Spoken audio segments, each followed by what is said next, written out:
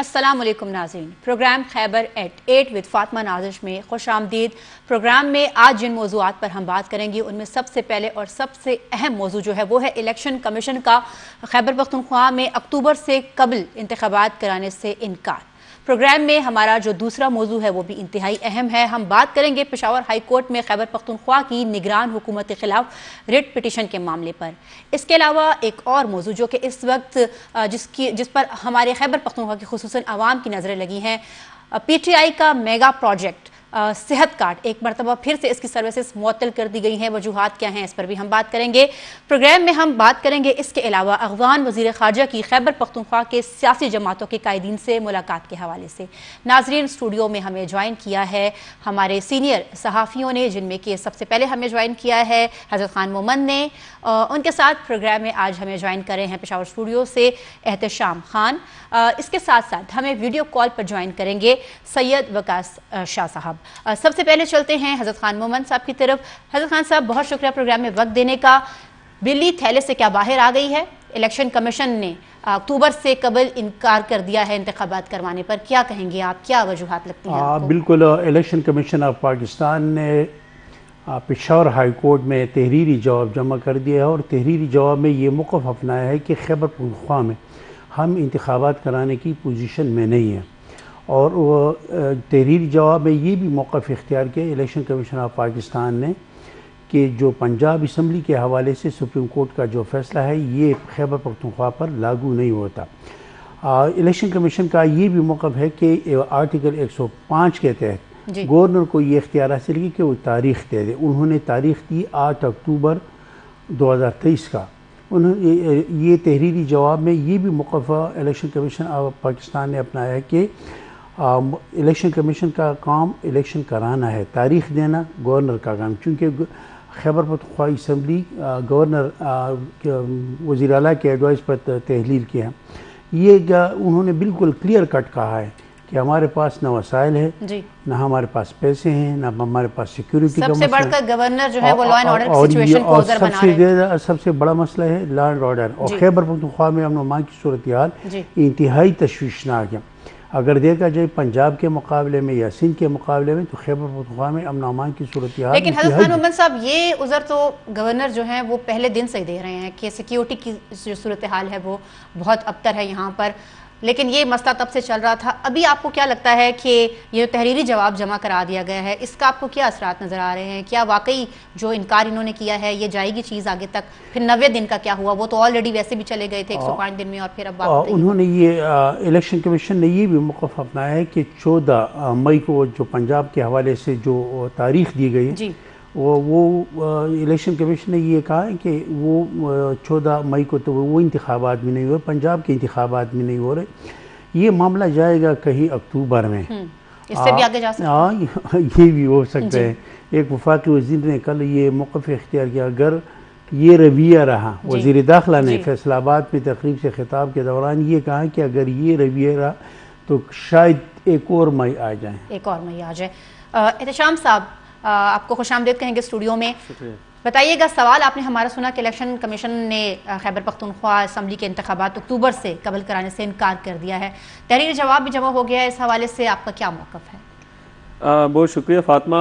देखिए, इस वक्त जो PDM को सबसे एक बड़ा क्रेडिट जो जाता है वो जिस प्लेटफार्म पे भी इनके रहनुमा खड़े होते हैं वो यही बात करते हैं कि खैबर पख्तूनख्वा में जो सिक्योरिटी सूरत हाल है वो काफ़ी मखदूश है।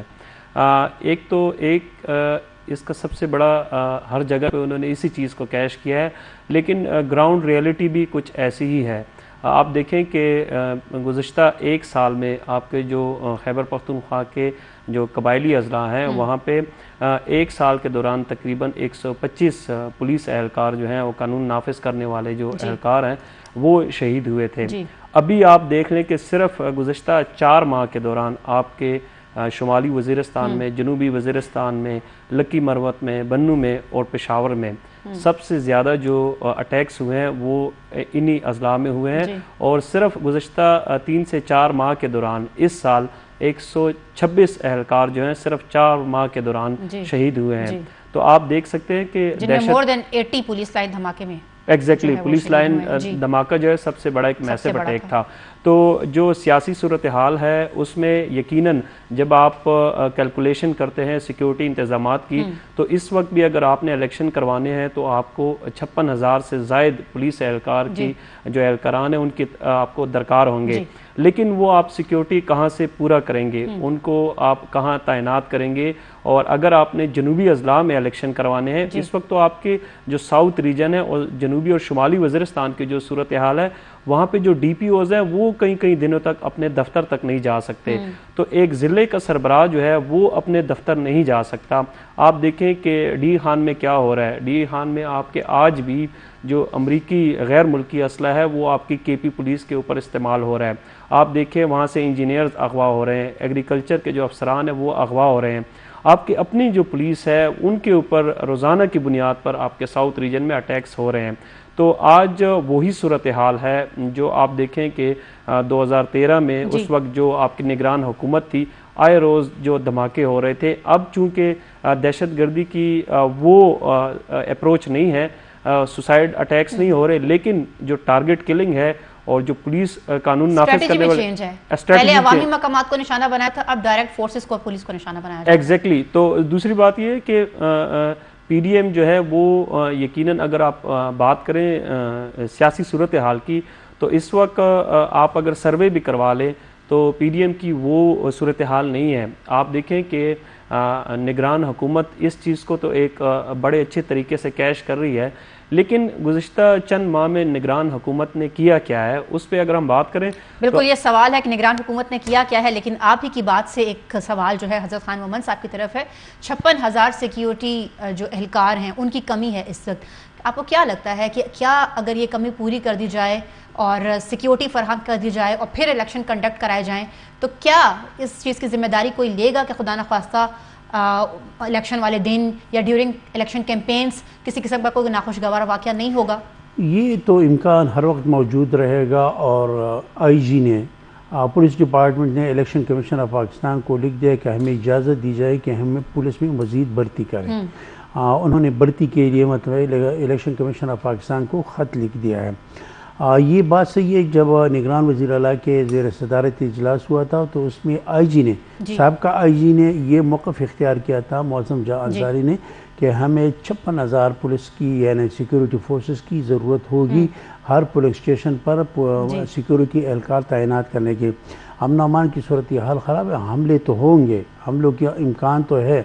अभी आज भी मतलब आप अगर देखा जाए रात को मथनी में, अदजई में पुलिस चेक पोस्ट पे हमला, आज बाड़ा में हुआ, एक नसीम शाह नामी एक एहलकार शहीद हुआ, वो स्नाइपर से कर रहे हैं। जिस तरह एहतशाम खान ने बताया कि अमेरिकन, वो जो अमेरिकन असला है वो इस्तेमाल कर रहे हैं, स्नाइपर का इस्तेमाल कर रहे हैं, नाइट विजन का इस्तेमाल कर रहे हैं। सूरत हाल लॉ एंड ऑर्डर सिचुएशन इंतहाई ख़राब है, वर्ष है। लेकिन अगर सिक्योरिटी, इतनी सिक्योरिटी कहाँ से देंगे? वो तो सिर्फ आपने कहा कि वो अगर सिक्योरिटी फराहम कर, सिक्योरिटी देंगे, पुलिस के पास तो नहीं है। पुलिस की जो मौजूदा एग्जिस्टिंग फोर्स है वो इसमें वो भी शामिल है, वो क्लरिकल स्टाफ भी शामिल है, उसमें जो दफातर में ड्यूटी देने वाले हैं, जो VIP सिक्योरिटी देने, वो सारे शामिल है। अदालत में ड्यूटी देने वाले पुलिस एहलकार जो है ना वो भी शामिल है। लेकिन वो सारे तो सारे वो नहीं दे सकेंगे, इसलिए अमन अमान की सूरत हाल मखदूश है। अक्टूबर से पहले इंतखाबात में शुक्र करें कि अक्टूबर में अगर इंतखाबात हों, ये भी शुक्र करें। क्या लगता है एहतशाम साहब आपको? हज़रत खान साहब ने तो कह दिया कि शुक्र करें अगर अक्टूबर में भी हो जाए। क्या लग रहा है, पिक्चर आपको क्लियर लग रही है अक्टूबर में इंतखाबात के लिए? देखिए, जो ओवरऑल आप देखें कि इस वक्त पूरे पाकिस्तान में आप एक देखें कि एक अनसर्टेनिटी सी सूरत हाल है। जो सियासी जमातें हैं वो आपस में इस कदर आगे बढ़ चुकी हैं, इस कदर तलखियाँ आगे बढ़ चुकी हैं, हाँ, इस कदर आगे बढ़ चुकी हैं कि उनको जो बुनियादी इश्यूज़ हैं, जो इस वक्त पाकिस्तान में एक सबसे बड़ा इशू है वो इकनॉमिक क्राइसिस है, मईशत की जो सूरत हाल है कि आप वो देखें दिन ब दिन घंटों के हिसाब से आपके सूबे में, बल्कि जो आपके पूरे पाकिस्तान में इस वक्त महंगाई बढ़ रही है। ये एक बहुत बड़ा चैलेंज है। 20 किलो का थैला 3,500 रुपए पे पहुंच गया है। एग्जैक्टली। मुआशी सूरत हाल की इस वक्त ये जो है अबतर सूरत हाल है, अबतर सूरत हाल है। अभी आज से अगर आप बात करें कि 1 साल पहले या 1.5 साल पहले तो आम आदमी के ज़ुबान पे कुछ और अल्फाज होते थे, लोग किसी और चीज़ के बारे में बातचीत करते थे। आज जो है लोगों के ज़ुबान के ऊपर 2 से 3 बातें जो है हर जगह पे आपको सुनने को मिलती है। एक तो आटा महंगा है, घी नहीं मिल रहा, और चीनी जो है वो उसकी भी सूरत हाल आपके सामने है। तो इस चीज़ को हुकूमतें जो है वो उस तरीके से नहीं ले रही जिस तरीके से लेना चाहिए।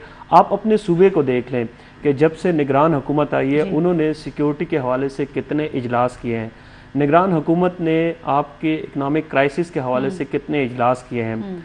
मीडिया के तवसत से जब पंजाब से खैबर पख्तूनख्वा में जो गंदम की तरसील थी वो गुज़श्ता काफ़ी दिनों से वो बंद थी। यहाँ के लोगों के लिए गंदम ही दस्तयाब नहीं थी। जब अखबारात में ख़बरें आई हैं, जब मीडिया पे ख़बरें आई हैं, तो अब कहीं जाके निगरान वज़ीर आला ने आज उस पर इजलास बुलाया है, उस पर वज़ीर आला पंजाब से रब्ता किया। एग्जैक्टली तो आप देखें कि हमारी प्रायोरिटीज क्या हैं, और मुझे तो ये नहीं लग रहा कि जो पीडीएम अवामी मसाइल हमारी प्रायोरिटीज नहीं है, ये तो अंडरस्टूड सी बात है। फ्लोर मिल एसोसिएशन ने 2 दिन की हड़ताल, आज से हड़ताल, कल, आज भी हड़ताल, कल भी। एक खबर ये आई है कि उज़्बेकिस्तान से इंजीनियर में मकाम ने वज़ीर आज़म से रब्ता किया और उन्होंने ये आटे का जो गंदम का और आटे का जो बहरान इस पर बात की। वज़ीर आज़म ने इसका नोटिस ले लिया है। अगर मरियम औरंगज़ेब ने कहा कि वज़ीर आज़म ने इसका नोटिस ले लिया और ये सूबे का हक़ है। आइन के आर्टिकल 151 के तहत पंजाब हुकूमत या वफाकी हुकूमत ये पाबंदी आयद नहीं कर सकती कि पंजाब से गंदम पर पाबंदी, ये आर्टिकल 151 की कुल खिलाफ वर्जी है, पाबंदी।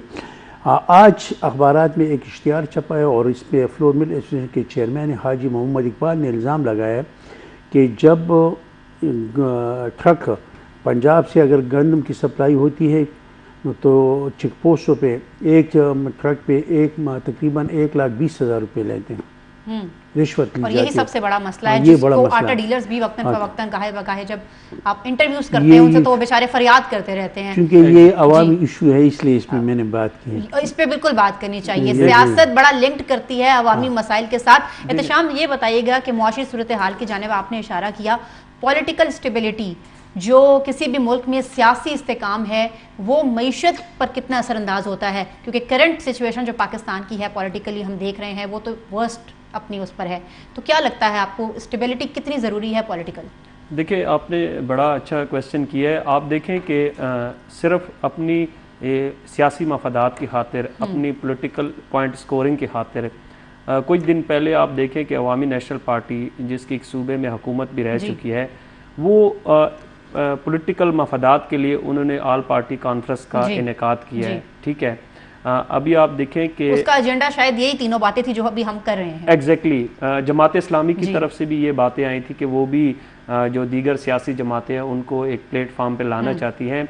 लेकिन आप देखें कि जब तक आपकी ये इकोनॉमिक क्राइसिस ख़त्म नहीं होंगे, आप ये देखें कि गुज़श्ता 3 से 4 माह के दौरान कौन सी ऐसी सियासी जमात है जिन्होंने सूबे में इकोनॉमिक क्राइसिस के ऊपर या जो गंदम के ये हमारे क्राइसिस है इसके ऊपर किस सियासी जमात ने अभी तक APC बुलाई है, इस पर किस सियासी जमात ने वफाक से मुख्तलिफ जो उनके वादे थे जो उन्होंने कहा था कि हम पूरे करेंगे, अभी तक किसी ने इसके ऊपर बात नहीं की। देखें अगर आप खैबर पख्तूनख्वा की आवाम के ऊपर गंदम की तरसील बंद करते हैं तो अभी आप देखें आजकल सोशल मीडिया का दौर है। अभी कल की ही बात है कि मुख्तलिफ जो ट्विटर के ऊपर हमने देखा, फेसबुक के ऊपर लोगों ने ये बातें करना शुरू कर दी हैं कि अगर सूबे की आवाम पे आपने गंदम बंद की तो यहाँ से बिजली कि जितनी मेन ट्रांसमिशन लाइंस है हम यहाँ से बिजली बंद कर देंगे।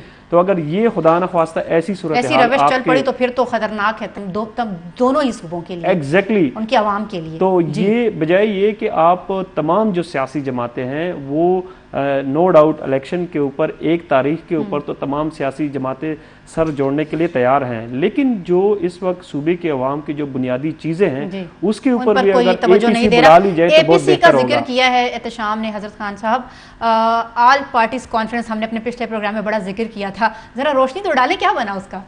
नहीं, उसका इलामिया इस पे प्रोग्राम सईद वक़ार शाह साहब ने प्रोग्राम किया, इसका इलामिया भी जारी हुआ। मैंने जो बातें कही थी वही इलामिया में शामिल थी, वही चीज़ें शामिल थी। उन्होंने ये इलामिया में ये बात कही गई थी कि मुल्क में जो सियासी अदम इस्तेहकाम देने के लिए दहशतगर्दी पे बात हुई, दहशतगर्दी को इलामिया में शामिल किया गया, माशी इक़्तिसादी सूरत हाल को इलामिया में शामिल किया। एहतशाम भाई ने एक बात की है कि हम अगर बिजली बंद कर देंगे तो पंजाब में अंधेरा हो जाएगा।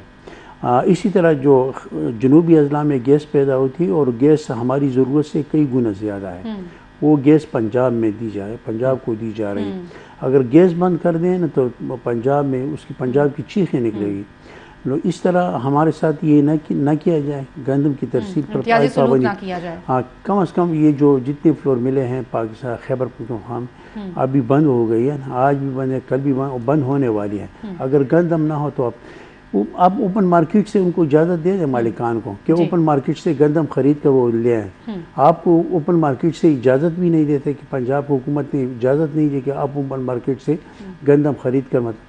ये तो सूरत हाल मुल्क की मुआशी सूरत हाल पे हम बात कर रहे हैं। एहतशाम साहब ये बताइएगा कि जो हम सियासी दिगरगू हर इस वक्त देख रहे हैं, आपको क्या लग रहा है कि हालात किस नहज पे जा रहे हैं? इलेक्शन कमीशन ने जो है अक्टूबर में से कबल इनकार कर दिया है, जो है इलेक्शन कमीशन ने इंतखाबात करने से इनकार किया है। इस मौजू पे हम ब्रेक के बाद हाजिर होंगे।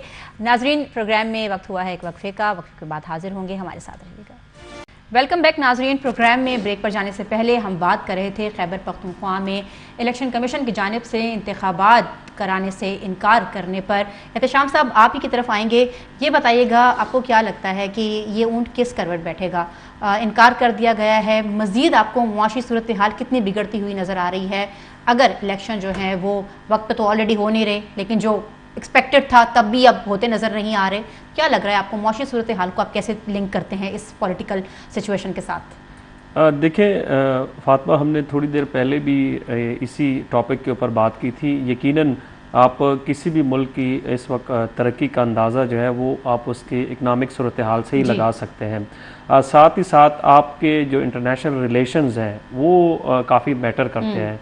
यकीनन पाकिस्तान में जो भी बड़ी बिग डेवलपमेंट होती है तो उसमें जो इंटरनेशनली जो आपके हमसाए हैं उनके साथ ताल्लुकात को भी देखना पड़ता है। और अभी जो कुछ अरसे पहले आपने देखा कि हमारे जो वज़ीर ख़ारजा हैं वो भारत गए और उसको भी काफ़ी अच्छी तौर पर देखा जा रहा था इंटरनेशनल प्लेटफॉर्म पे। और आप ये देखें कि इस वक्त इंटरनेशनल कम्युनिटी की पाकिस्तान के ऊपर कैसी नज़रें हैं। अगर आपके मुल्क में इन्वेस्टमेंट होगी, अगर आपके मुल्क में इन्वेस्टर आएंगे तो आपकी जो सियासी सूरत हाल है वो भी उसके साथ ही लिंक है।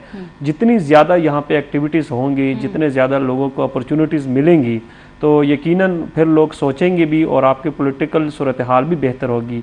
आप ये देखें कि जितनी भी सियासी जमातें हैं, आप देखें कि वो सिर्फ़ और सिर्फ एक पॉइंट के ऊपर आकर रुकी हुई हैं कि इलेक्शन किस दिन होना है और कब होना है और कैसे होना है।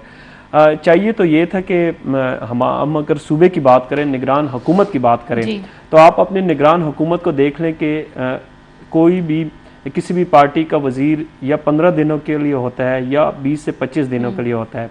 आप देखें कि जिस वक्त ये निगरान हुकूमत बनी थी तो उसमें पीपल्स पार्टी ने पंजाब से नैयर हुसैन बुखारी के बेटे को वो यहाँ पे लाकर उनको निगरान हुकूमत में डाल दिया। जब उन्होंने कुछ दिन गुजारे तो उसके बाद जो हिदायत आफरीदी हैं उनको अभी काबीना में शामिल किया गया। इसी तरह आप देखें कि आपके वज़ीर सेहत जो थे, जो जिनके पास सेहत का कलमदान था, वो निगरान हुकूमत छोड़कर चले गए हैं। इसके अलावा आपके जो निगरान वज़ीर आला हैं उनके बारे में जो ब्यूरोक्रेट्स हैं या जो ख़ुद उनकी काबीना के अरकान हैं वो ये बातें करते हैं कि वो ज़्यादातर इन एज का इशू है, वो ज़्यादातर इजलास में या तो उनकी दिलचस्पी उस तरीके से नहीं होती या उनकी जो सेहत है वो इस चीज़ की इजाज़त नहीं देती कि वो जो सूबे के मसाइल है उनके ऊपर वो बात कर सके। आपको लग रहा है कि इलेक्शन वक्त पर नहीं होते तो मुआशी सूरत हाल मजीद बिगड़ेगी? ये तो अंडरस्टूड बात है कि अगर आपके इलेक्शन नहीं होते तो सूरत हाल उस तरीके से नहीं होगी। आपकी जो बॉर्डर के ऊपर ट्रेड है वो आज भी उसी तरह रोज़ बरोज़ बदतर होती जा रही है। जो आपके हमसाया ममालिक के साथ जो ताल्लुकात है उसके ऊपर आपका अच्छा खासा फ़र्क पड़ेगा। आज भी जो इंटरनेशनल कम्युनिटी है वो इसी वजह से यहाँ पे कदम नहीं जमा रही कि पाकिस्तान की जो पॉलिटिकल सूरत हाल है उसमें स्टेबिलिटी नहीं है। जब तक इलेक्शन नहीं होंगे। बिल्कुल, आपका मौक़िफ़ सामने आ गया। आपका ये कहना है कि मुआशी सूरत हाल तो बेहतर नहीं होगी, साथ ही साथ जो हमारी खारजा पॉलिसी और जो ताल्लुकात हैं, हमारे इंटरनेशनल रिलेशन, वो भी मुतासर होंगे। बहुत शुक्रिया। इस मौजू पे हमने बात की। हमारा प्रोग्राम का जो अगला मौजू है, हज़रत खान मोहम्मद साहब, हम उसकी तरफ चलेंगे। पेशावर हाई कोर्ट में खैबर पख्तूनख्वा की निगरान हुकूमत के खिलाफ रिट पिटीशन दायर कर दी गई है और रिट में मौक़िफ़ इख्तियार किया गया है कि निगरान हुकूमत की आइनी मुद्दत ख़त्म हो चुकी है, इसलिए उसे फारिग कर दिया जाए। क्या कहेंगे आप इस हवाले से? बिल्कुल। साबिक MPA फजल इलाही खान जो PTI से उनका ताल्लुक़ है, उन्होंने पेशावर हाई कोर्ट में एक रिट पिटीशन दायर की और इसमें यह मुक़फ़ है कि 17 अप्रैल को मौजूदा निगरान हुकूमत की आइनी मुद्दत पूरी हो चुकी है और उस रिट पिटीशन में इस्तदा की गई कि इस निगरान हुकूमत को उसको फारिग कर दिया जाए, उसको घर भेज दिया जाए। आज पेशावर हाई कोर्ट में मैंने कुछ आइनी माहिरीन से बात की, मैंने कहा कि इसका क्या बनेगा। ये आइनी माहिरीन ने ये मौक़िफ़ इख्तियार किया कि उन्होंने गलत रास्ता अपनाया। उनको जो पाकिस्तान तहरीक इंसाफ ने पंजाब निगरान हुकूमत के हवाले से जो रिट पिटीशन दायर की है वो इलेक्शन कमीशन ऑफ पाकिस्तान में दायर की है। अच्छा, उसको Pakistan election commission of Pakistan में दरख्वास्त दायर करनी चाहिए। आपको याद होगा कि निगरान हुकूमत के ख़िलाफ़ लाहौर हाई कोर्ट में एक रिट पिटीशन दायर हुई, वो उसके निगरान वज़ीर आला के ख़िलाफ़ वो मुस्तरद हो चुके हैं। उन्होंने ये सियासी पॉलिटिकल स्कोरिंग के लिए फजल इलाही खान ने जो उनको तो वैसे भी बड़ी आदत है, आपको पता है छोड़ते रहते हैं, नशोशा भी छोड़ते हैं और वो ग्रेस्टेशन पर हमले भी करते हैं ना, घेराव जलाओ, ये चीज़ें भी करते हैं ना। उन्होंने ये रेट पिटीशन उनकी वजह यही है। मैंने आइनी माहिरीन से जब बात की, इससे पहले मैंने बात की, उन्होंने कहा कि आइन इस बात पे खामोश है। आइन में ये है कि अगर असम्बली तहलील हो जाए तो आप 90 दिनों के अंदर इंतखाबात कराएंगे और 90 दिन के अंदर मतलब ये अमल मुकम्मल हो जाएगा और निगरान हुकूमत ख़त्म हो जाएगी। अगर असम्बली अपनी मुद्दत पूरी करती है और इसके बाद जो निगरान हुकूमत बनती है तो उस 60 दिनों के अंदर इंतखाबात कराना लाजमी है। उन्होंने ये कहा कि इलेक्शन आइन पाकिस्तान में इस बात पर ये पहली दफ़ा ये हुआ है कि कोई एक निगरान हुकूमत अपनी मुद्दत पूरी कर रही है और बल्कि पूरी कर चुके हैं, इसके बावजूद वो कायम है। लेकिन वो पिछले 1 साल से जो पाकिस्तान में हो रहा है वो पहली दफा ही हो रहा है। तो निशाम साहब आपकी तरफ आएंगे, आप बताइएगा पॉलिटिकल पॉइंट स्कोरिंग का हजरत खान साहब ने कहा है कि एक स्टंट था, इसके अलावा कुछ नहीं था। आपको क्या लगता है इस हवाले से? क्या निगरान काबीना को ये घर भेज देंगे ये सारे हरबे करके? नहीं, ये देखिए हजरत खान साहब ने बड़ी ज़बरदस्त बात की है फजल इलाही के हवाले से। तो सिर्फ इस तरह के वो अट्रैक्शन के लिए सिर्फ वो ऐसे काम नहीं कर रहे। आप देख लें कि PTI के ऐसे लोग भी हैं जो आपको गुज़श्ता 2 साल से अपने हलकों में नज़र नहीं आ रहे थे, लेकिन उन्होंने ईद भी माशाल्लाह उधर ज़मान पार्क में गुजारी, उन्होंने रमज़ान भी ज़मान पार्क में गुजारा और उनके हवाले से इस वक्त उनके अपने हलकों में क्या बातचीत हो रही है। तो अगला टिकट कैसे मिलेगा? एग्जैक्टली। तो आजकल तो ज़्यादातर जो पॉलिटिक्स है वो आपको जो रहनुमा है उनके घर के बाहर या ज़्यादा दिन गुजारेंगे तो उतनी ज़्यादा आपके चांसेस हो सकता है टिकट हुकूमत को ख़त्म कर दिया जाए या उनके ऊपर असरअंदाज होने की कोशिश की जाए। ये जो जिनका जिक्र इन्होंने किया फजल इलाही खान के हवाले से, वो तो आप देखें कि तहरीक इंसाफ के दौर में भी काफ़ी उनके ऊपर FIRs हुई हैं और हमारी पॉलिटिक्स की एक रिवायत है कि जब भी आपने हीरो बनना होता है या जब भी आपने ऐसी सूरत हाल में सामने आना होता है तो आपने FIR अपने ऊपर दर्ज करवानी होती है। खुसूसन मौसम गर्मा में ये बहुत ही ज्यादा गर्मा गर्म माहौल पैदा करते थे, ऐसे कर ग्रिड स्टेशंस पे जाके और जो है धावा बोल देना। और फातिमा दूसरी बात ये है कि इस वक्त अगर हम ग्राउंड पे देखें तो जब से निगरान हुकूमत आई है, आप सिर्फ कैलकुलेशन कर लें, आप गूगल सर्च कर लें, आप या इमेजेस देख लें कि गवर्नर खैबर पख्तूनख्वा ने पेशावर में या सूबे के दीगर अजला में कितने दौरे किए हैं, कितने सियासी जमातों के कायदीन हैं, कितने ब्यूरोक्रेट्स हैं, उन्होंने मुलाकातें की हैं। सेकंड, आप वज़ीर आला खैबर पख्तूनख्वा को देख लें कि वो अभी तक उन्होंने पुलिस शहदा के कितने जनाज़ों में उन्होंने शिरकत की है, कितने सियासी लोगों से उन्होंने बातचीत की है, कितने ब्यूरोक्रेट से उन्होंने मुलाकातें की हैं। हमें तो ये लग रहा है कि ये पिक्चर जो है सिर्फ और सिर्फ एक फ़ोटो सेशन के लिए निगरान वज़ीर आला को लाया गया है। पीछे जो है सारी चीज़ें हमारे गवर्नर साहब चला रहे हैं और हर जो बड़े बड़े मामलात तय होते हैं, चाहे इलेक्शन कमीशन हो, चाहे सियासी जमातों के साथ निगरान हुकूमत के हवाले से बातचीत हो, बड़े एक्टिव हैं वो। यूनिवर्सिटीज में बड़े फ्रिक्वेंटली अपीयर होते रहते हैं वो। एग्जैक्टली और तो और अब तो उन्होंने अवामी मकामात का रास्ता पकड़ लिया है, कभी किस्ताफानी बाजार तो कभी यादगारी फालूदा खाने पहुंच जाते हैं, तो कभी अंदर शहर, तो वो पूरे शहर के दौरे पर हैं आजकल। तो एग्जैक्टली आप ये देखें कि जरदारी साहब क्या लगता है आपको, अपनी जड़ें मजबूत कर रहे हैं? एग्जैक्टली आप ये देखें कि जरदारी साहब ने जब ये अभी रिसेंटली जब इनकी निगरान काबीना में ये हिदायतुल्लाह अफरीदी जो है उनको ऐड करना था, तो जरदारी साहब ने राब्ता किया है गवर्नर साहब से, उन्होंने उनसे बातचीत की है। तो आप सोचे कि वो कितने इन्फ्लुएंशियल हैं। तो माशाल्लाह माशाल्लाह वो अपने जो उनके बेटे हैं उनके लिए वो बड़ा ठीक ठाक ग्राउंड बना रहे हैं और बड़ी बातचीत उनकी चल रही है। तो इस वक्त जो आपने बात की निगरान हुकूमत को हटाने के हवाले से, शायद ये वो टाइम नहीं है, सिर्फ एक पॉलिटिकल स्टंट के लिए उन्होंने ये एक रेड दाखिल की है और उसका कोई ऐसा और जब वो गवर्नर बने थे तो वेरी नेक्स्ट डे मैंने उनका गवर्नर हाउस जाकर इंटरव्यू किया था, तो उनका ये कहना था कि मैं पेशावर के मेयर के जो पुराने इख्तियारात थे उसको वापस दिला के रहूँगा। साथ अगर वो ये भी वजह फरमा देते कि इस वक्त का जो मेयर है वो मेरा बेटा है, तो शायद ज़्यादा पिक्चर अच्छी तरह वाज़ेह हो जाती। हज़रत खान मोहम्मद साहब क्या कहेंगे आप इस हवाले से? ये गवर्नर गुलाम अली ही हैं जो कि डे वन से यही कह रहे हैं कि जो सूरत हाल है अमन ओ अमान की वो यहाँ सही नहीं है, साजगार नहीं है फ़िज़ा। तो वही बात अब आप देखें आके इतने महीनों के बाद जो है इलेक्शन कमीशन ने भी कर दी है और इनकार कर दिया है। तो क्या लगता है आपको, कितना इन्फ्लुएंस है गवर्नर साहब? एक तरफ वो कह रहे हैं कि अमन अमान की सूरत हाल ख़राब है, दूसरी जानिब गवर्नर किस्तानी बाजार शहर के मुख्तलिफ शहरों बाजार में बगैर प्रोटोकॉल घूम फिर रहे हैं। तो इससे ये ऐसा लगता है कि अमन अमान की सूरत हाल बेहतर है। उनके क्या पोर्ट्रे कर रहे हैं, ये उनके कौल और फेल में तजाद है मेरे ख्याल में। इससे ये ऐसा लगता है कि वो बगैर प्रोटोकॉल घूम फिर रहे हैं। पहले जो वो स्टेटमेंट बड़ा अच्छा लगता है ना, अवामी मकामात में गए और घुल मिल गए। ये एग्जैक्टली वो असल में वो टिकटॉक के लिए भी वो करते हैं ना, वो टिकटॉक का भी बहुत ज़्यादा शौकीन है, टिकटॉकर भी है ना।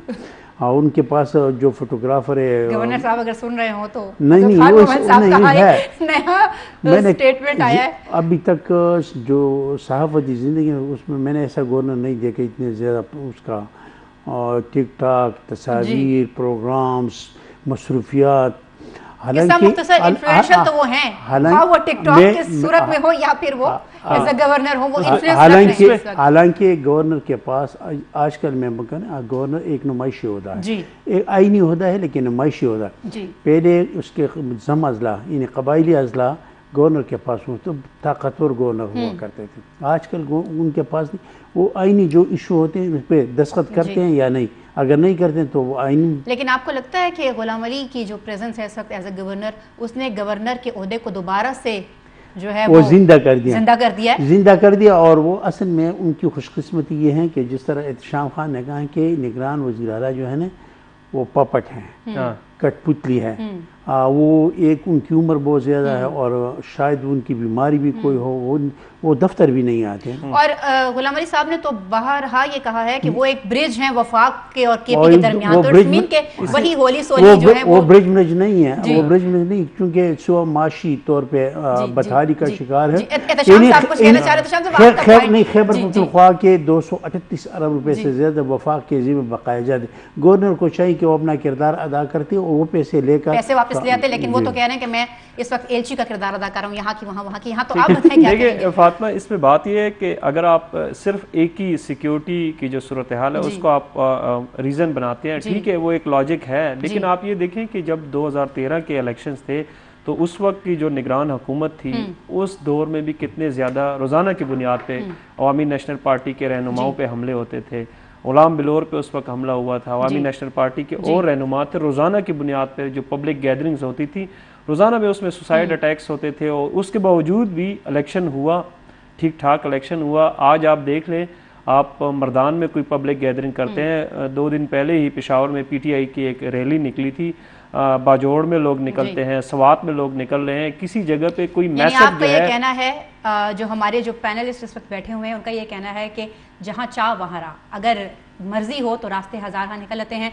नाजरीन, वंस अगेन प्रोग्राम में वक्त हुआ है एक ब्रेक का। ब्रेक के बाद हाजिर होंगे तो गुफ्तगू करेंगे सबसे इंपॉर्टेंट इशू पर जो कि इस वक्त खैबर पख्तूनख्वा का है, खैबर पख्तूनख्वा की आवाम का है, सेहत कार्ड की एक बार फिर मुअत्तली के हवाले से। साथ रहिएगा, मिलते हैं ब्रेक के बाद। वेलकम बैक नाजरीन। PTI के मेगा प्रोजेक्ट सेहत कार्ड को एक मरतबा फिर से खैबर पख्तूनख्वा में आवाम के लिए बंद कर दिया गया है। कि ऐसा मनसूबा जो कि यकीनी तौर पर और हकीकी मानों में आवाम के लिए, ख़ुसूसन गरीब आवाम के लिए काफ़ी फलाह का बाइस था।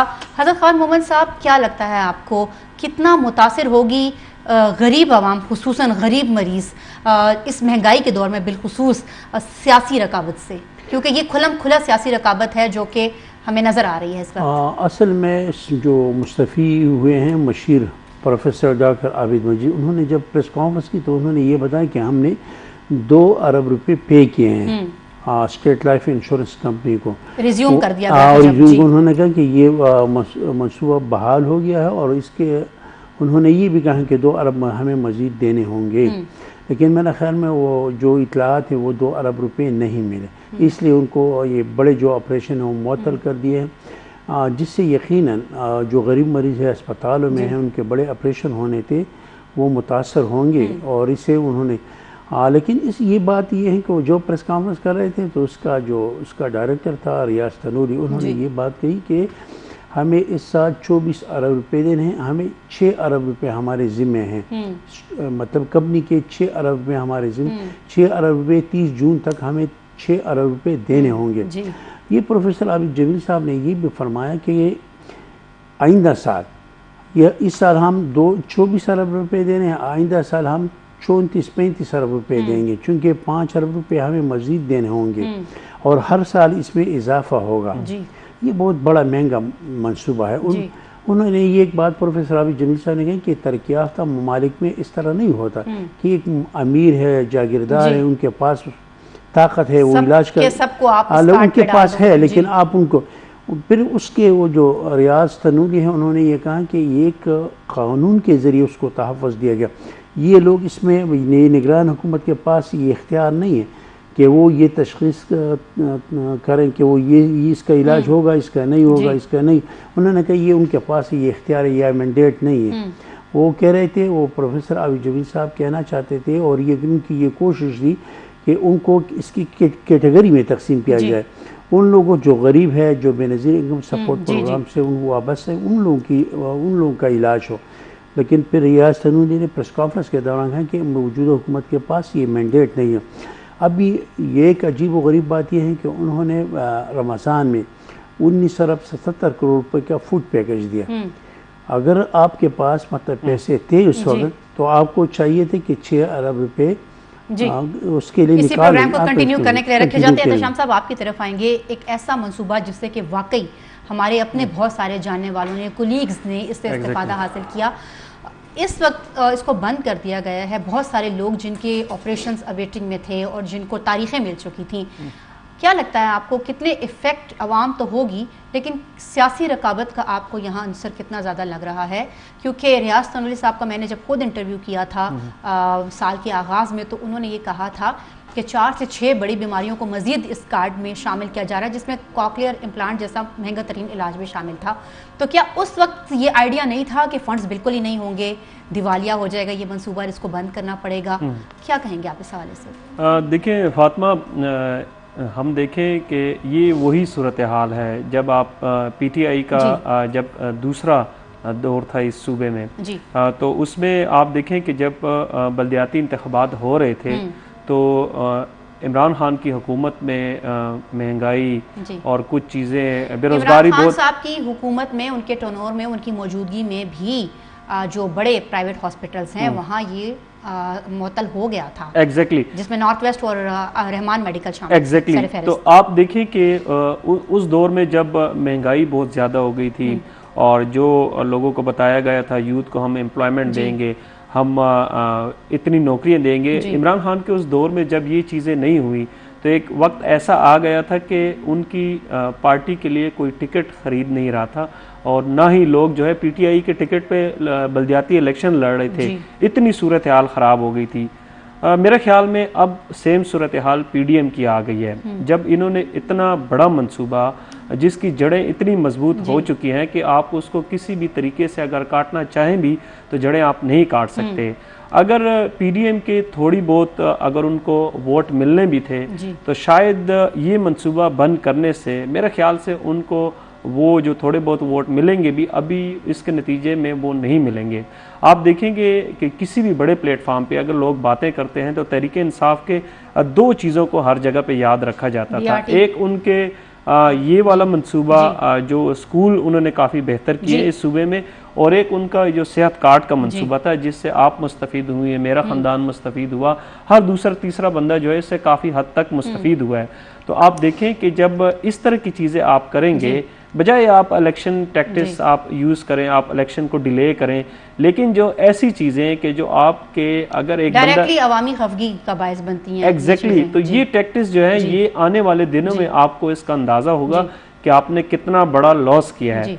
ऐसी चीज़ें जो है पॉलिटिकल पार्टीज जो है वक्ती तौर पे इस पे स्टंट यूज़ करते हैं, इसको खेलना चाहती हैं, लेकिन उसमें आपको मैं इंटरेस्टिंग बात ये बताऊं कि जब इस तरह की चीज़ें होती हैं तो आप देखिएगा कि आने वाले दिनों में कुछ ऐसे मामलात आएंगे जिसमें पीडीएम के अंदर जो जमातें हैं वो किनारा कशी इख्तियार करेंगी।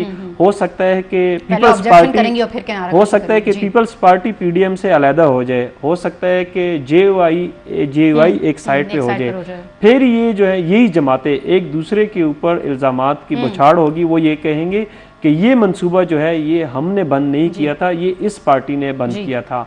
तो मुझे लग रहा है कि गेम आपको लगता है शुरू हो जाएगी। हज़रत खान मोहम्मद साहब, क्या लगता है आपको? गुज़िश्ता हफ्ते जब हमने प्रोग्राम किया था तो हमने बिलखुसूस बीआरटी के हवाले से बात की थी। वो भी बड़ा एक अवामी, बड़ा पब्लिक फ्रेंडली मंसूबा है जो कि बड़ी कामयाबी से चल रहा है। 2,71,000 के करीब लोग रोज़ाना की बुनियाद पर सफ़र उसमें कर रहे थे। उसको निशाना बनाया गया, करप्शन के केसेस एंड और जो भी कुछ था। अब जो है सेहत कार्ड के ऊपर एक मरतबा फिर से इन्होंने मलबा गिराया है। और आबिद जमील साहब, जो आपने जिस प्रेस कॉन्फ्रेंस का तस्करा किया, उसके 1-2 दिन के बाद जो है उन्होंने वो मुस्ताफ़ी हो गए। क्या लगता है आपको, कड़ियाँ कहाँ मिल रही हैं? क्या वाकई उनको जो है वो घर भेज दिया गया? और अभी जो सूरत हाल आपको नजर आई है, क्या वो इस हक में नहीं थे कि ये मंसूबा बंद किया जाए, इस पादाश में उनको घर भेजा गया और नया बंदा लाया गया? उनकी प्रेस कॉन्फ्रेंस से ये ऐसा लग रहा था जब वो प्रेस कॉन्फ्रेंस कर रहे थे कि वो इस मंसूबे के खिलाफ थे। वो इसलिए खिलाफ थे, उन्होंने कहा कि तरक्की याफ्ता ममालिक में इस तरह नहीं होता जो उन्होंने किया है। उन्होंने ये बात बिल्कुल साफ तौर पर ये बात कही कि इस तरह नहीं होता। उनका मौक़िफ़ तो ये था कि फंड्स बहुत ज़्यादा लग रहे हैं तो सिर्फ गरीबों को ही ये सहूलियत दी जाए। दूसरी बात ये है कि जो पीटीआई की हुकूमत थी, जो असम्बली तहलील होने से चंद रोज़ कबल की भी बात कर रहा हूँ, वज़ीर आला के ज़ेर सदारत वो काबीना ने इन्हें जो खैबर पख्तूनख्वा के जो असातिज़े उनकी स्केलों को रिवाइज कर दिया। वो बहुत बड़ा बोझ। इसके अलावा आपको इन्हें कॉन्ट्रैक्ट मुलाजिमी, आर्जी मुलाजिमी को मुस्तकिल किया। उनको पता था कि ख़जाने में पैसे नहीं हैं, और इसके बावजूद वो सियासी फ़ायदा उठाने के उनको पता था कि हमारी हुकूमत जा रही है, हुकूमत ख़त्म हो रही है। आपको क्या लगता है मकबूलियत कितनी कम हो गई है? जैसे कि एहतशाम साहब ने भी बताया, कितनी मकबूलियत कम होगी इस मंसूबे के अगर ये रिज्यूम नहीं होता तो? इस तरह है कि एहतशाम से बसद एहतराम उससे उनकी मुखालिफत करते हैं। ठीक है, बहुत बड़ा मंसूबा है, बहुत से लोगों ने इससे फ़ायदा उठाया, उनके बड़े ऑपरेशन, अच्छे अस्पतालों में ऑपरेशन, लेकिन ये आप देखा जाए कितने लोगों ने फ़ायदे। आपके मौक़िफ़ से ये लग रहा है कि शायद आपका भी ये ख्याल है कि इसमें जो है जो साहब इस्तात लोग हैं उनको शामिल नहीं होना चाहिए, सिर्फ गरीबों की वेलफेयर इसमें महमूद खान भी शामिल थे, उसमें मौलाना फज़ल-रहमान, असफंदियार वली, इमल वली, ये सारे सियासी लीडर है, ये जो पॉलिटिशियन है, MPA, MNA, सेनेटर, सारे इससे उस सेहत कार्ड में शामिल थे। उनकी क्या ज़रूरत थी? हज़रत खान साहब का भी जो पॉइंट है उसमें यही है कि एक जब अवामी फलाह बहबूद का मंसूबा एक आप पेश करते हैं, खुसूसन जिसमें कि गरीबों की बहबूद हो, तो आपको क्या लगता है कि वो तमाम फंड्स जो कि सब में ही तकसीम आप कर रहे हैं, तो आप ज़रूरतमंदों को दें, न को जाइए कि आप उनको अमीरों में भी उतना ही बांटना शुरू कर दें जिनके पास पहले ही सब कुछ है? तो इस पे आपका क्या मौक़िफ़ है? आपको क्या लगता है कि इस मंसूबे की जो एक अभी जो सो मुअत्तल किया जा रहा है, ऑब्वियसली फंड्स की कमी हो रही है, प्रेशर आ रहा है, नहीं है, क्या लगता है आपको? देखिए, अगर कोई भी इस तरह का मंसूबा आता है या कोई भी इस तरह का मेगा प्रोजेक्ट होता है तो उसका तरीक़ेकार दुनिया के मुख्तलिफ ममालिक में उसका एक तरीक़ेकार होता है। आप अचानक से एक इतने बड़े मंसूबे को एक बगैर किसी रीज़न के बताए जब बंद करते हैं तो उसका इम्पैक्ट कुछ डिफरेंट होता है। अभी अवाम का मैंने जैसे बात की कि उसमें सबसे ज़्यादा इस PDM को पॉलिटिकल काफ़ी इनको नुकसान होगा। मेरे ख्याल में PTI को किसी के ऊपर इल्ज़ामात की ज़रूरत ही नहीं पड़ेगी जो ये लोग काम कर रहे हैं। ये इन्होंने काफ़ी वैलिड पॉइंट उठाया हज़रत खान मोमन साहब ने कि इसकी जो सिलेक्शन ऑफ जो लोग हैं वो डिफरेंट होनी चाहिए थी, इसकी आपको कैटेगराइजेशन करनी चाहिए थी, मुख्तलिफ लेवल्स इसके रखने चाहिए थे कि इस इतनी आपकी सूबे की आबादी है, एक डाटा होना चाहिए था, प्रॉपर डाटा होना चाहिए था कि आपके जिस तरह अभी इन्होंने जो आटे वगैरह की तकसीम की थी वो बेनज़ीर इनकम सपोर्ट प्रोग्राम के तहत की थी। पाकिस्तान में जितने भी फलाही मंसूबे शुरू किए जाते हैं वो उसी इसके बाद एक बात मैं और कहना चाहता हूँ, वो निजी इस प्रोग्राम के तहत निजी अस्पतालों को फ़ायदा दिया गया, बहुत फ़ायदा दिया गया। और ऐसे क्या लगता है, लेकिन इस वक्त आपको क्या लग रहा है, क्या गेहूं के साथ घुन भी पिस रहा है? ऐसे अस्पताल भी हैं जहाँ ऑपरेशन नहीं, उनको ऑपरेशन शो किया गया कि उसका फलाना के बंदे का ऑपरेशन, ऐसे ही मतलब निजी अस्पतालों को ज़्यादा। और वो अभी जमील साहब ये दुरुस्त कह रहे थे कि सरकारी अस्पतालों में जो माहिरीन है, डॉक्टर्स है, उनके वो निजी अस्पतालों में नहीं है, वो तो सारा पैसे चाहिए कि वो सरकारी अस्पतालों में मुंतकिल कर देते। यही प्रोग्राम इस पर पाबंदी भी लगा देते कि इसका इलाज। इल्ज़ामात तो काफ़ी सारे हैं इस सेहत कार्ड के हवाले से भी, लेकिन अगेन सवाल हमारा वही है कि इसकी मुअत्तली से आपको क्या लगता है कि कितना फ़र्क पड़ेगा आवाम को? देखिए, ये सबसे जो बुनियादी बात है वो यही है कि काफ़ी सारे लोगों की जो नज़रें थी, काफ़ी सारे ऐसे ख़ानदान थे जिन्होंने 2-2, 3-3 महीने पहले लोगों की अपॉइंटमेंट्स थी। किडनी ट्रांसप्लांट जो है इसी सेहत कार्ड के ऊपर आपके पेशावर के जो हैदराबाद का मेजर हॉस्पिटल है वहाँ पे हो रहा था। और ऐसे सूबे के ऐसे लोग, ख़ासकर जो मलाकंड के लोग हैं और जो हमारे ट्राइबल के कुछ लोग हैं जिन्होंने माइग्रेशन यहाँ पे की हुई है, वो लोग जो थे वो इस पे काफ़ी पुरुमीद थे कि अब अगला नंबर जो है हमारा आएगा। क्योंकि आप देखें कि 25 से 26 लाख रुपए अगर आप किसी प्राइवेट हॉस्पिटल से करवाएं तो वो इस वक्त आपके किडनी ट्रांसप्लांट पे लग रहे हैं। अब वही इस तरह के दीगर जो मेजर ऑपरेशंस हैं, दिल के जो ज़्यादातर जो ऑपरेशंस थे वो इसी सेहत कार्ड के ऊपर हो रहे थे। आप देखें हमारे सूबे में जो मेजर डिजीज़ हैं वो यही हैं। तो अचानक अगर आप लोग ज़्यादा लोग जो कि 50 नहीं फातिमा, ज़्यादा लोग दिल के मरीज हैं ना जी, दिल के मरीज बहुत ज़्यादा हैं। वैसे दिमाग का भी इलाज जो अगर आगे इसको थोड़ा बढ़ाएं तो होना चाहिए। नाजरीन, निगरान हुकूमत वाकई इस मंसूबे पर कोई सियासी पॉइंट स्कोरिंग करी है या फंड की कमी का मामला है, ये तो वक्त ही बताएगा। हम प्रोग्राम के आखिरी मौजू की तरफ चलते हैं जो कि अगेन इंतहाई अहम है और लिंक करता है हमारी मुल्क की, जो कि हमारा पहला टॉपिक था, अमन अमान की सूरत हाल के साथ। अफगान वज़ीर ख़ारजा की खैबर पख्तूनख्वा के सियासी जमातों के कायदीन से मुलाकात हुई है। क्या लगता है आपको, क्या इस मुलाकात से खैबर पख्तूनख्वा में अमन अमान की सूरत हाल कुछ बेहतर होगी? मीर खान मुत्तकी का दौरा इंतहाई कामयाब रहा। वो इसलिए कामयाब रहा है कि उन्होंने आर्मी चीफ से मुलाकात की, खैबर पख्तूनख्वा की जो सियासी लीडर है, मजहबी लीडर हैं, उनसे मुलाकात की, बल्कि इवन कलादम तंजीमों के जो लीडर्स हैं उनसे भी मुलाकातें की। और ये उम्मीद पैदा हुई है ना, ये उम्मीद चल पड़ी है कि खैबर पख्तूनख्वा में अब सूरत हाल बेहतर हो जाएगी। वज़ीर ख़ारजा से मुलाकात की और हमारे वज़ीर ख़ारजा बिलावल भुट्टो ने आज तक अफ़गानिस्तान का दौरा नहीं किया, बाकी तमाम ममालिक का दौरा किया, लेकिन एक अफ़गानिस्तान है। लेकिन हमारे कुछ दीगर अहम लोगों ने तो दौरा किया है अफ़गानिस्तान का। वो तो सबका दौरे हुकूमत में ज़्यादा मौजूदा में भी, लेकिन इसके अच्छे असरात मुरतब हुए। जो चीन के वज़ीर ख़ारजा, अफ़गानिस्तान के वज़ीर ख़ारजा, पाकिस्तान के वज़ीर, जो इजलास हुआ यहाँ, जो डायलाग, जो मुज़ाकरात हुए, इसके अच्छे नताइज। और ये है कि आर्मी चीफ ने वो तमाम सबूत शवाहिद जो है ना वो आर्मी मुत्तकी के हवाले के जो अफ़गानिस्तान की सरजमीन पाकिस्तान के खिलाफ इस्तेमाल हो रही है। चीन ने ये यकीन दहानी कराई है कि आइंदा पाकिस्तान बार-बार होता है ये, और चीन ने इसमें अहम किरदार अदा किया है और अदा कर मतलब चीन ने ये यकीन दहानी कराई कि आइंदा अफ़गानिस्तान की सरजमीन पाकिस्तान के ख़िलाफ़ इस्तेमाल नहीं होगी। खुदा करे कि इस तरह हो। लेकिन जो मजहबी जमात मौलाना फजल सिराजुल हक, इमल वली, महमूद खान अचकज़ई से जो मुलाकातें की, जो दूरियाँ थी, जो तलखियाँ थी, जो गलतफहमियाँ थी, वो दूर हो गई। बड़ी खुलकर बात हुई है। एहतशाम साहब, आपका क्या मौक़िफ़ है इस हवाले से? एक पेशरफ्त कह रहे हैं हज़रत खान साहब तो इस चीज़ को, आपको क्या लगता है कि वो कशीदगी और वो तनाव जो कि पुलिस लाइन धमाके के बाद अगवान वज़ीर ख़ारजा की जानिब से दिए गए एक बयान के बाद पैदा हुई थी, जिस पर वज़ीर आज़म शहबाज शरीफ ने भी और हमारी तमाम जो लीडरशिप थी उन्होंने बड़ा खफगी का इजहार किया था, आपको क्या लगता है कि क्या ये मुलाकात उस तमाम खफगी को, उस खिफ़त को ख़त्म कर पाएगी? कोई साजगार माहौल आपको दिख रहा है आगे?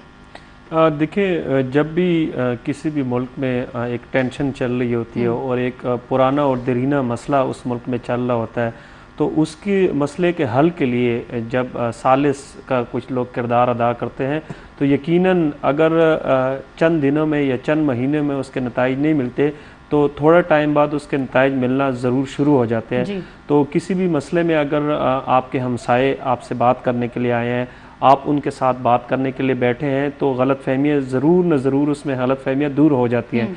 आपने पेशावर पुलिस लाइन धमाके की बात की, तो उसमें अभी भी पिछले दिनों जो उसकी इन्वेस्टिगेशन सामने आई थी, तो उसमें जो इवन सहूलतकार थे, जो उसमें मास्टरमाइंड था, उसका ताल्लुक भी अफगानिस्तान से ही था। अभी आप देखें कि आपके जो कबायली अजला हैं और उनके साथ जो आपके कबायली अजला से मुतसिल जो जनूबी अजला हैं, जो सरहदी इलाके हैं, वहाँ पे ये टेररिस्ट जो ग्रुप्स हैं वो काफ़ी अरसा पहले जब तालिबान की हुकूमत अफ़गानिस्तान में आई तो मामलात काफ़ी ठंडे हो चुके थे। लेकिन आप देखें कि हम किसी भी मुल्क को इसका इल्ज़ाम नहीं लगा रहे कि अफ़गानिस्तान में तालिबान की हुकूमत आई है तो उसके बाद यहाँ पे हमले ज़्यादा हुए हैं, लेकिन ये रियलिटी भी है। आप देखें कि जब उस तरफ मामलात ज़्यादा वहाँ पे अटैक्स हो रहे थे तो पाकिस्तान को भी इसका काफ़ी दुख था, हम इस चीज़ को फील करते थे। लेकिन जब से तालिबान की हुकूमत अफ़गानिस्तान में आई है तो आप उसकी कैलकुलेशन देखें, आप डेटा चेक करें कि आपके सूबे में हमलों की तादाद कितनी है, आपकी जो लॉ इन्फोर्समेंट एजेंसीज़ हैं उन पे अटैक्स कितने हो रहे हैं, आपकी पुलिस के ऊपर कितने अटैक्स हो रहे हैं। तो यकीनन जो आपके सिक्योरिटी जो इदारे हैं उनकी रिजर्वेशंस भी हैं। हमें इस सूबे में जो सबसे बड़ा हमारी बिजनेस कम्युनिटी को चैलेंज था वो एक्सटॉर्शन का था, बत्ताखोरी का था। हमने अफगानिस्तान के साथ काफ़ी प्लेटफॉर्म पे इस मसले कहा गया कि जो ज़्यादातर कॉस्ट थी वो अफगानिस्तान की ही सिम से मौसूल हो रही थी। एग्जैक्टली लेकिन अभी उसमें ये है कि रिसेंटली जो डेवलपमेंट्स उसमें हुई हैं उसमें जो सिक्योरिटी इदारे हैं उन्होंने इसमें काफ़ी काम किया है। हमारी खुद खैबर पख्तूनख्वा पुलिस ने और CTD में अभी रिसेंटली उसके ऊपर काफ़ी काम किया है। तो उसमें काफ़ी सारी ऐसी चीज़ें सामने आई हैं कि सिर्फ अफ़गानिस्तान को ही हम इसका इल्ज़ाम नहीं दे सकते। हमारे खुद यहाँ पे पुलिस डिपार्टमेंट के अंदर, इवन CTD के अंदर ऐसे लोग थे कि उनकी वजह से, उनकी मिली भगत की वजह से लोगों को काफ़ी मसले मसाइल का सामना था, जेली केसेस बन रहे थे, उसकी वजह से हमारी बिजनेस कम्युनिटी काफ़ी परेशान थी।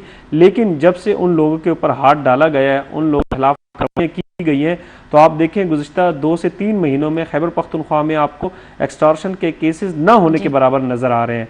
तो यकीनन अगर आपको लगता है भत्ताखोरी में जिस तरीके से कमी आई है, अगर बाहमी मशावरत के साथ बैठा जाए, बातचीत की जाए, तो दहशतगर्दी के वाक़यात भी कम हो सकते हैं। आपको क्या लगता है हज़रत साहब, ये बताइएगा कि दोनों पड़ोसी ममालिक हैं और बहुत ही करीब हैं एक दूसरे के, नागुज़ीर हैं एक दूसरे के लिए, कितना अहम है ताल्लुकात का भी बेहतरीन होना?